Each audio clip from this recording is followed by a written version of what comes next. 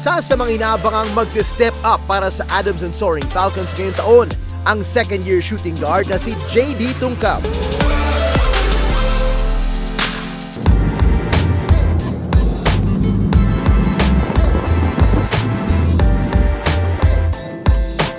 Ito po yung bahay namin. Tara, pasok tayo. Ito po yung mama ko na lagi nag-aalaga sa akin. Kamusta po? Papa po ni mama. Kasi ito po yung papa ko lagi nagpapayo sa akin. Ito po yung tito ko. Ito po, kung saan ako na-recruit ng Adamson na dito ako nag-MVP.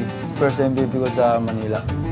Tubong Laguna si JD at malaking oportunidad para sa kanya ang makapaglaro sa collegiate leagues dito sa Maynila. Nung unang laro ko, medyo nahirapan ako mag-adjust kasi dati yung mga kalaban ko, pinapanood ko lang. Tapos di ako makapaniwala ngayon na kalaban ko na sila. Pangalawa sa apat na magkakapatid si JD. Kaya naman malaki ang naitutulong ng scholarship niya sa kanyang pamilya. Hirap din po pero tinitis lang po namin kasi para po sa kanya, sa amin po. Kasi laking tulong din po siya para sa amin kasi nakakalaga po siya sa amin. Sana si JD, maging responsable lang siya, maging lagi siyang makikinig sa coach. Sabi ko po sa kanya, focus lang po siya sa paglalaro niya at pag-aaral. Todo suporta ang Tungkab family sa tuwing may laro ang kanilang pambato sa UAAP. Una nga po, wala po akong hilig manood ng basketball eh. Pero nung umpisa nga po niya na mag-basketball, sinusundan na po namin siya kahit saan siya pumunta. Pag nakita ko sila na nanonood sila, mas lalo akong gumagaling. Siyempre, and the next inspiration.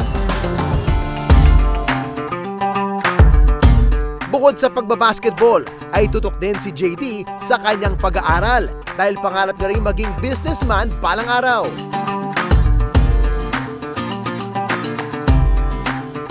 Ito yung CS building, kung saan yung dito yung course ko, RN. Kaya nga po ako napunta sa Manila kasi handa-handa po akong tulungan sila. Basta may buhay ako na maayos, may pambubuhay ako na maayos sa magiging pamilya ko.